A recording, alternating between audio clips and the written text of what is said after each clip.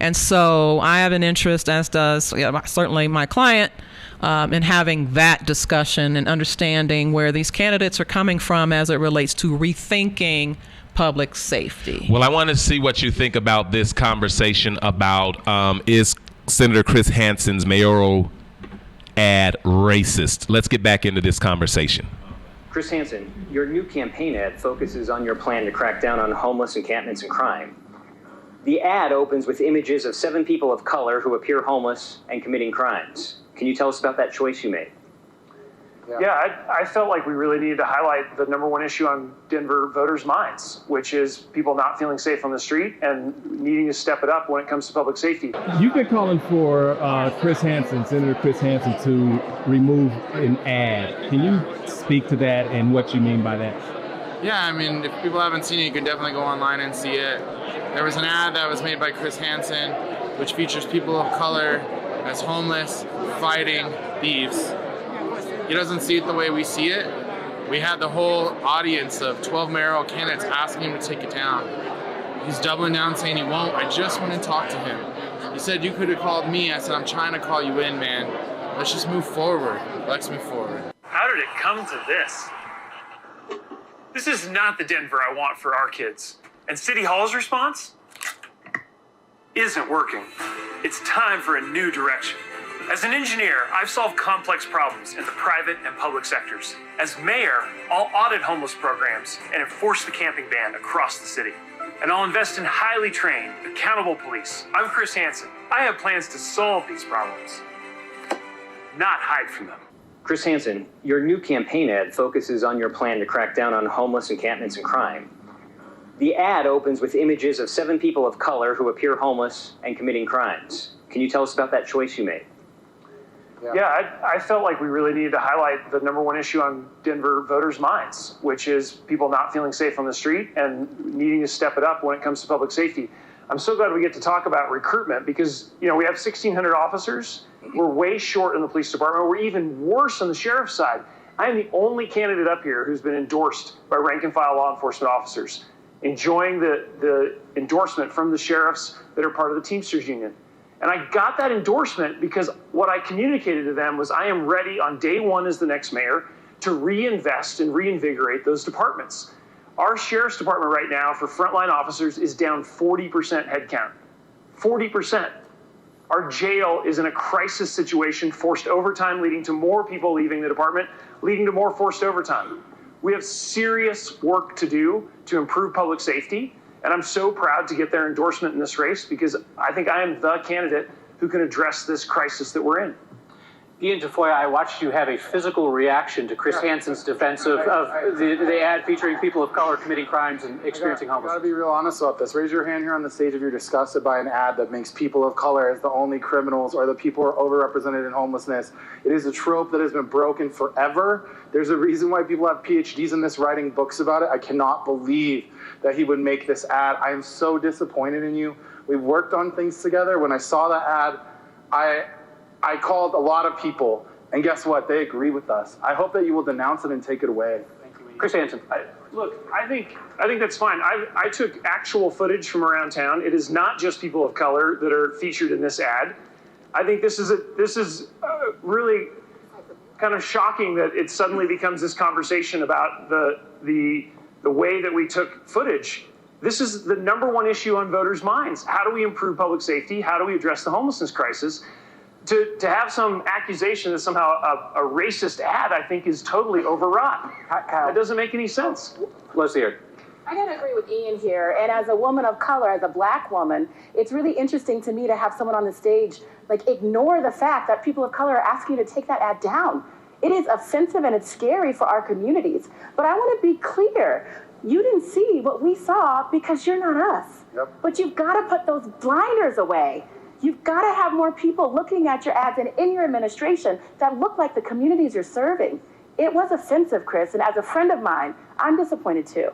Kwame Spearman, last thought on this before we move on. I just want to say, I think there's actually something Lisa and I can agree on. There are more white people who are homeless on the streets of Denver right now than there are people of color. And so, Chris, I love you, But that I couldn't agree more with Ian. If you want to use your engineering degree, you got to have statistics, and statistics are showing something that was not represented on that video. Bobby Spearman, thank you. You raised your hand on hold on. The great Leanne Wheeler, what say you? Oh, dude.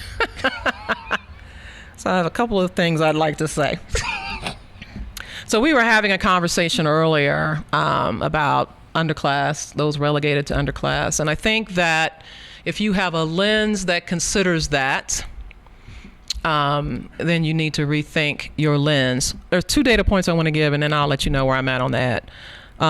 Please don't walk, but run on over to MDHI, Metro Denver Homeless Initiative, mdhi.org, and take a look at their point-in-time survey data. It might be too early for the 23 data, so the 22 data will be there, and it will talk to you. I think it's largely agreed upon in the homeless community that that's an underreporting of those who are unhoused in the 7 metro county region. But it'll lay out for you the numbers, as it were, as to who is and who isn't homeless, at least as it was the case on the point-in-time survey conducted last year. You will find that there are more white unhoused folks. You will find. So, depending upon where you land to film, and that is a decision that the crew makes, then you may see a congregation of black unhoused people, depending upon where you choose, where you elect, where you voluntarily select where you're going to film. And so here's the problem, Chris, as it occurs for me. And I'm going to acknowledge that I've had conversations with Chris over the years. The guy's never been anything but hospitable toward me, et cetera, et cetera. This ad occurs as racist. And here's why. Because of all the places you could have filmed, the decision was made, whether it was you or the film crew, and I've made a video ad. I got to choose where they showed up to shoot. I got to decide who was going to be in the video. And then, of course, I had to pay for the ad. And so they had to have my blessing. So therein is where it's problematic. Secondarily to that, and I believe it was Leslie who said, who intimated about the blinders. He was asked a specific question about that ad, but did not. I don't think he heard that question. I think he answered what he wanted you to know, and that is that people are fed up and they're tired, and not only that, but the policing function in Denver supports it, which led me to question or wonder whether or not they informed what went into the ad, or whether it was intentional or unintentional, whether they put a bug and said, if you really want to get some good B-roll, where you want to go is here. Don't know. But it did make me wonder that.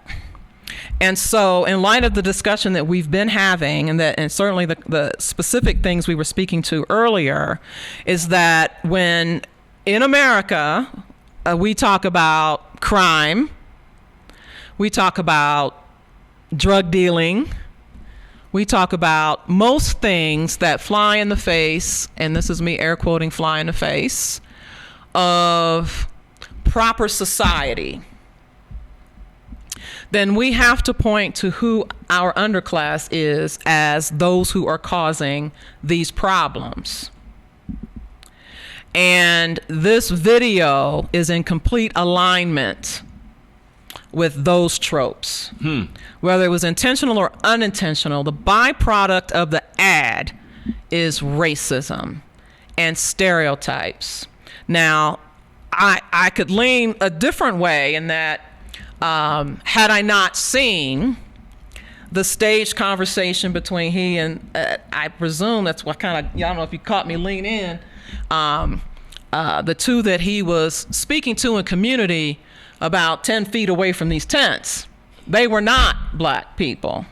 They were not brown people. So they were brought in to have this stage conversation for filming. That's where it goes. Ooh. He's having a conversation with the whites and he's talking down to the blacks. We're getting ready to get rid of all of this over here. I hear your concern. And so one could set a checklist if one wanted to take the time to cover every trope that needed to be covered in order for the law enforcement function to endorse you.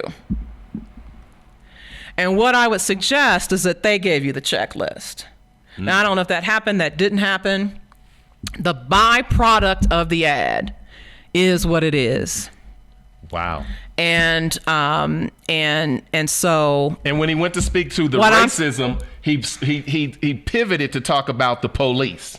Well, how much and how much and how more and all that, and I'm the only one and all of that. And I think that's the blinders discussion that Leslie was having, because it was clear that he was responding to not what was being said. And so I that's how that occurred for me.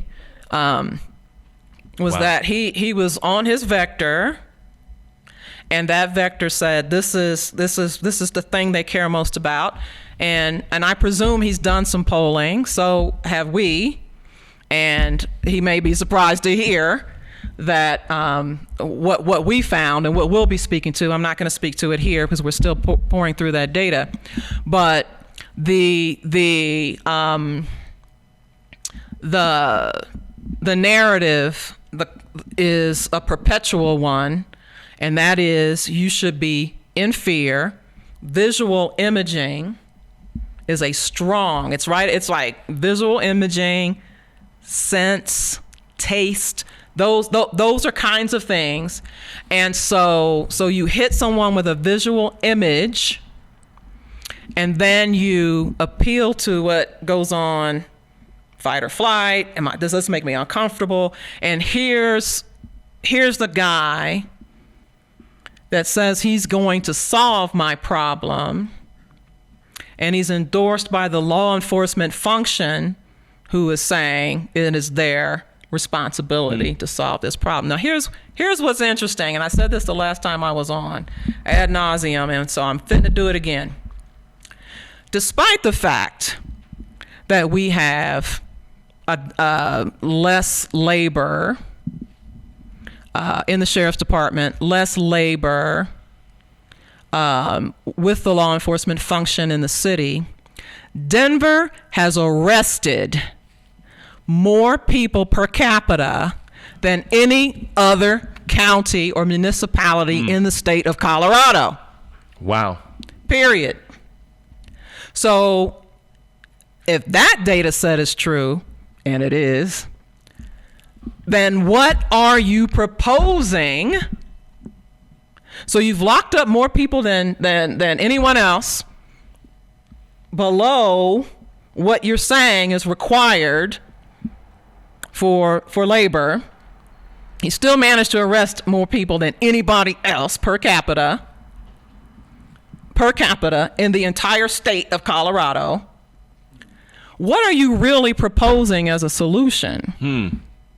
Or did you propose it because you knew that's what would get you the endorsement? I don't know. But what I'm going to tell you is Denver is currently arresting more people per capita than any other city, municipality, county in the entire state of Colorado, underrunning the labor line item. Can I ask you this? Because when Representative Leslie Herod talked about the blinders, and she was very clear on that, and Kwame, who was more Kwame and less Spearman in that last segment, talked about the data, you know what I mean? And you're an engineer, you know.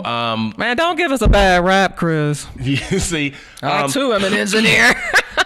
You know, my question is, as it relates to blinders, Chris has sons of color. And he speaks of seeing what his sons of color endure in a society that see them based on the color. You know what I mean? And so how do those blinders come on and off, or do they flap? How does that work? Did you just ask if they flapped? Did you just ask if they flapped? Here's what happens, I think. When any one of us in our humanity is now in the hot seat and our integrity is being questioned, and what I have figured out in nearly 55 years of living, I call about 45 of them cognitive to the issue of race and racism. When someone white gets accused of being racist or racism, they freak the fuck out. And there's something that happens. No, that's not me. That's not what I meant. That's not what I intended. That's not, and I can't hear anything else because I am now feeling under attack. Right? So I believe that's what that was. But as a let me just say this. Let me answer. Yeah, I see where I went wrong. Let me answer your question. So, my father was biracial. Mm-hmm. Looked black, lived in a black world, had a white mama. My white grandmother, may she rest in peace, was the first racist white person I ever met. She had, at that time, they called them mulatto children. And that's how she referred to her own children, as mulatto children. Mm. I don't doubt she loved them, but she had something going on there. Now, my siblings, because we had a choice apparently in our family to marry white or not, both married white. My brother-in-law got a call from the school one day that their biracial children, their children of color, those kids preferred to be called blended. Everybody's got their shtick. A child called his son the N-word at the schoolhouse. Now, my brother-in-law threw his blinders on. His thought was, Kim should go. My sister should go and tend to that at the school. This was, I can't speak to that. I cannot. And what my sister said was, take your white ass down there, full of privilege, and go see about your son that got called the N-word at the school. And he will tell you to this day, I did not realize that's what I was doing. I did not realize that. Well, he got with my sister. She was cute and all that and whatever. Made these little cute babies and whatever. But he never got into the ditch. He always sent his black wife to deal with race things, to include with his family. And my sister was saying, bruh, you got to, and he will now say, I had blinders on. I did not see it. I did not see it until I saw it in my son's face.